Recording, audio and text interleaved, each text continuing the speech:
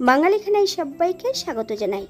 আপনারা তো অনেকভাবে খাসির মাংস তেল ঝোল রান্না করে খেয়েছেন। একবার আমার মতন করে সহজ পদ্ধতিতে আপনিও শিখে নিতে পারবেন ছোট ছোট টিপস সহ। তবে আজকে আমি এখানে খাসির মাংস তেল ঝোল রান্না করব সম্পূর্ণ বাটা মশলা এবং চুই ঝাল দিয়ে।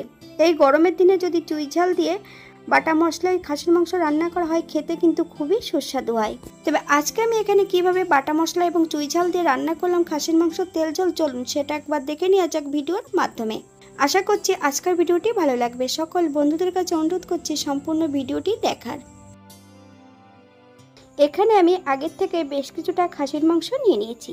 ঈষদুষ্ণ গরম জল দিয়ে বেশ পরিষ্কার করে ধুয়ে রেখেছি। মাংস থেকে বেশ ভালো করে জল ঝরিয়ে নিতে হবে।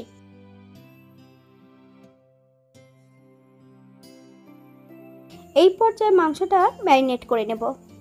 1 চামচ হলুদ গুঁড়ো, 1 চামচ লবণ, আপনার স্বাদ অনুসারে লবণটা অ্যাড করবেন। 3 থেকে 4 চামচের মতন কাঁচা সর্ষের তেল মাংসের গায়ে বেশ ভালো করে লাগিয়ে নেব। 15 থেকে 20 মিনিটের জন্য রেস্টে রেখে দিতে হবে। আপনাদের হাতে যদি সময় থাকে তাহলে আপনারা বেশি সময় রেখে দেবেন। একটা কড়াইতে বেশ কিছুটা সর্ষের তেল অ্যাড করেছি। তেল গরম হওয়া পর্যন্ত অপেক্ষা করতে হবে। ফোড়নে রেখেছি দারচিনি, এলাচ, লং। ফোড়ন থেকে সুগন্ধ বেরোলে মিডিয়াম সাইজের 3টে পেঁয়াজ এই পর্যায়ে আমি অ্যাড করব। তবে পেঁয়াজগুলোকে বেশ সরু সরু করে কেটে নিয়েছি। আপনারা আপনাদের পছন্দ মতন পেঁয়াজগুলো কেটে নিতে পারেন। 1/2 চামচ লবণ। পেঁয়াজগুলোকে বেশ ভালো করে ভেজে নিতে হবে।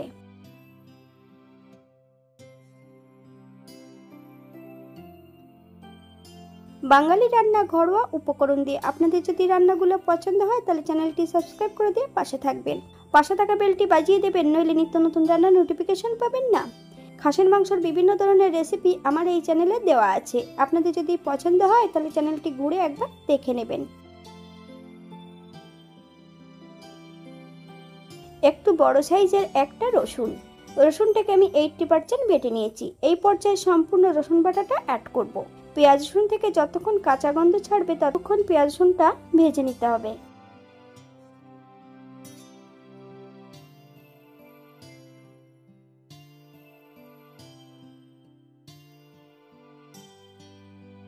আগের থেকে আমি এখানে বেশ কিছুটা মশলা বেটে নিয়েছি।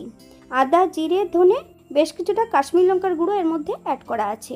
মশলাটা বেশ ভালো করে পেঁয়াজ রসুনের সঙ্গে ভেজে নেব।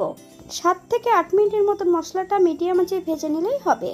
এই পর্যায়ে অ্যাড করব 1 চামচ হলুদ গুঁড়ো।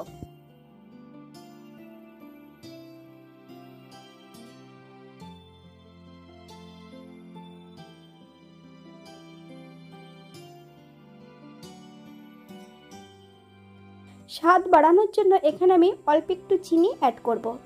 আপনারা যদি পছন্দ করেন তাহলে পরিমাণে বাড়িয়ে দিতে পারেন। আমি কিন্তু মাংসটা রান্না করব চুই ঝাল দিয়ে। আর রঙের জন্য কিন্তু আমি এখানে কাশ্মীরি লঙ্কার গুঁড়ো অ্যাড করেছিলাম। বেশ কিছুটা চুই ঝাল আর বেশ কিছুটা কাঁচা ঝাল অ্যাড করব। মশলা কষানোর জন্য বেশ কিছুটা জল অ্যাড করব। মশলা থেকে যতক্ষণ তেল না ছাড়ছে ততক্ষণ বেশ ভালো করে মশলাটা কষিয়ে নিতে হবে।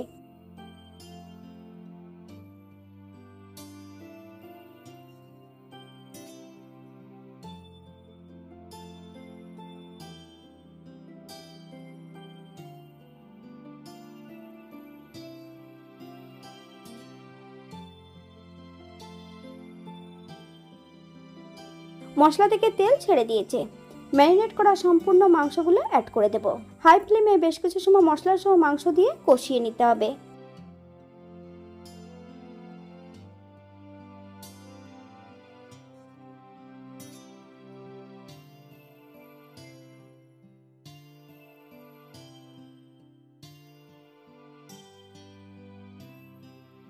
আপনারা একবার স্ক্রিনের দিকে ফলো করবেন।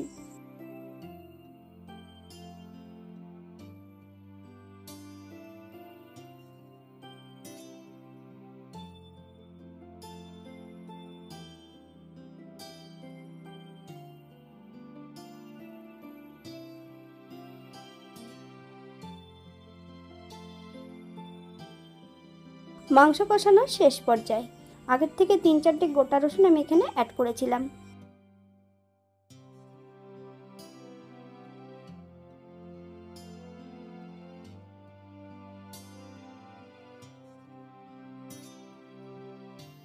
সম্পূর্ণ মাংসগুলো আমি প্রেসার কুকারে অ্যাড করে দেব। 2 কাপ ঈষদুষ্ণ গরম জল অ্যাড করেছি। আপনাদের যতটা গ্রেভির প্রয়োজন আপনারা ততটা জল অ্যাড করতে পারেন। আমি শুধু কিন্তু মাংসগুলোই অ্যাড করে দিয়েছি, মাংসের যে গ্রেভিটা রয়েছে সেটা কিন্তু আমি এখানে অ্যাড করিনি। প্রেসার কুকারে 4টা হুইসেল দিয়ে নেব। 10 মিনিটের জন্য প্রেসার কুকারটাকে রেস্টে রেখে দিতে হবে।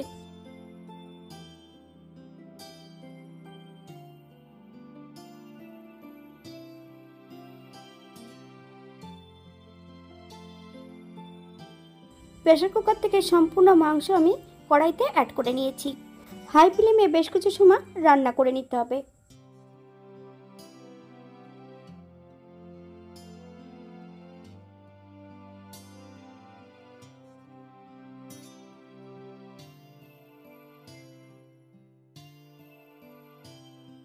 এই পর্যায়ে অ্যাড করব বেশ কিছুটা গরম মশলা বাটা।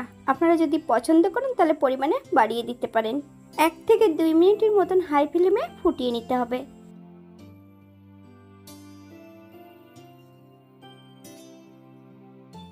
এই পর্যায়ে গ্যাসের ফ্লেমটা অফ করে দিয়ে 5 মিনিটের জন্য স্ট্যান্ডিং টাইম দেব, তারপর সার্ভ করব।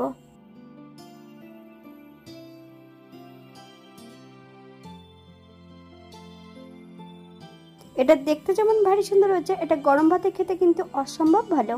এই গরমের দিনে এমন হালকা পাতলা খেতে কিন্তু অসম্ভব ভালো লাগে। আপনারা বাড়িতে একবার একই পদ্ধতিতে বানিয়ে নেবেন।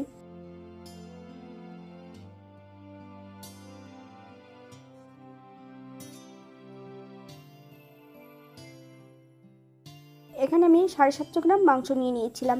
পেঁয়াজ রসুনের পরিমাণটা একটু কম রেখেছি, আপনারা যদি পছন্দ করেন তাহলে পরিমাণে বাড়িয়ে দিতে পারেন। আমি এই রান্নাতে কিন্তু আলু ব্যবহার করিনি, আপনারা যদি পছন্দ করেন তাহলে অ্যাড করতে পারেন।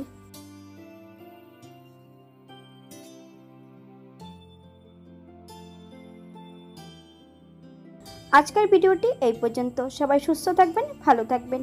অন্যদিন নতুন রেসিপি নিয়ে আপনাদের সামনে আবার আমি হাজির হব। নতুন ও পুরনো সকল বন্ধুদের অসংখ্য ধন্যবাদ ভিডিওটি দেখার জন্য।